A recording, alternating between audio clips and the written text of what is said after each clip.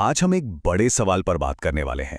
एक ऐसा सवाल जो वैज्ञानिकों और कहानीकारों दोनों को ही सोचने पर मजबूर करता है। वो ये कि उन आइडियाज को कैसे समझाया जाए जो हमारी आम समझ से बिल्कुल परे हैं, जैसे कि क्वांटम फिजिक्स के अजीबोगरीब सिद्धांत। तो चलिए इस सफर पर निकलते हैं। हमारा रास्ता बिल्कुल साफ है। हम पहले समझेंगे कि क्वांटम फिजिक्स सीखने में आखिर चुनौती क्या है। फिर देखेंगे कि कैसे कहानियां इस मुश्किल को आसान बना सकती हैं। इसे एक्शन में देखेंगे और आखिर में ये जानेंगे कि ये सब इतना जरूरी क्यों है।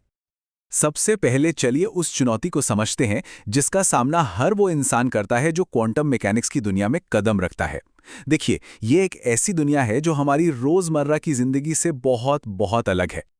यही तो सबसे बड़ी मुश्किल है। क्वांटम के जो कॉन्सेप्ट्स हैं वो अक्सर इतने एब्स्ट्रैक्ट होते हैं, इतने उल्टे पुल्टे और पेचीदा होते हैं कि उन्हें समझना लगभग नामुमकिन सा लगता है। और दिक्कत यह है कि जो हमारे पारंपरिक तरीके हैं, मतलब भारी भरकम किताबें और मुश्किल इक्वेशंस, वो इस मुश्किल विषय को और भी ज्यादा मुश्किल बना देते हैं। और यहीं से एक नए, ज्यादा क्रिएटिव तरीके की जरूरत महसूस होती है। तो क्या हो अगर इस मुश्किल का ताला खोलने की चाबी किसी और इक्वेशन में नहीं, बल्कि एक अच्छी कहानी में छिपी हो? चलिए देखते हैं कि ये आइडिया असल में काम कैसे करता है। ये स्लाइड देखिए। यहां फर्क बिल्कुल साफ है। एक तरफ है मुश्किल समीकरण और दूसरी तरफ है विजुअल कहानियां। कहानी सुनाना क्या करता है?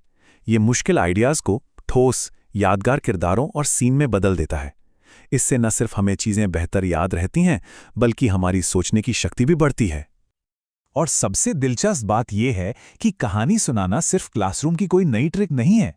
ये एक ऐसी तकनीक है जिसे इस फील्ड के बड़े बड़े एक्सपर्ट्स भी इस्तेमाल करते हैं, ताकि क्वांटम मैकेनिक्स को आम लोगों तक पहुंचाया जा सके।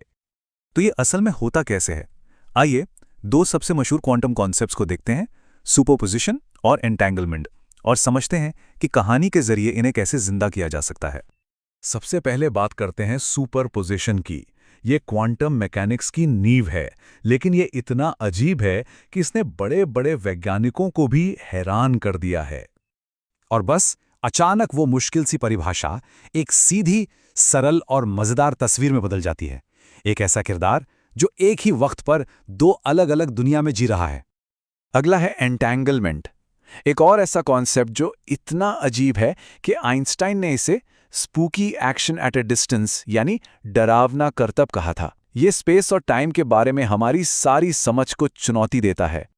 और एक बार फिर एक बहुत ही सरल और भरोसेमंद इंसानी कहानी, दो दोस्तों के बीच का एक अटूट बंधन, इस उलझे हुए फिजिकल फिनोमेनन को तुरंत समझने लायक और यादगार बना देती है। तो ये सब हमें इस सवाल पर लाता है कि इसे असल में किया कैसे जाए।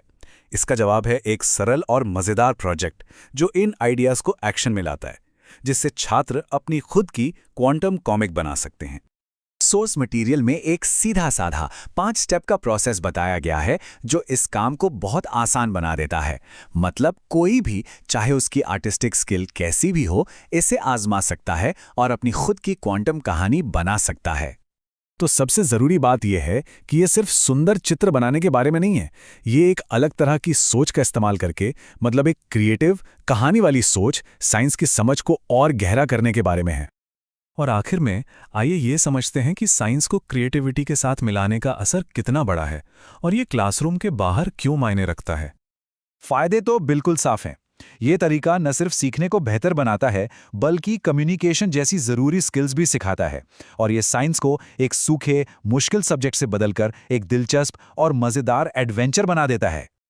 और ये इसलिए इतना जरूरी है क्योंकि मुश्किल चीजों को साफ और दिलचस्प तरीके से समझा पाना आज के जमाने में एक बहुत बड़ी स्किल है, चाहे कोई छात्र हो, वैज्ञानिक हो या फिर किसी कंपनी का सीईओ।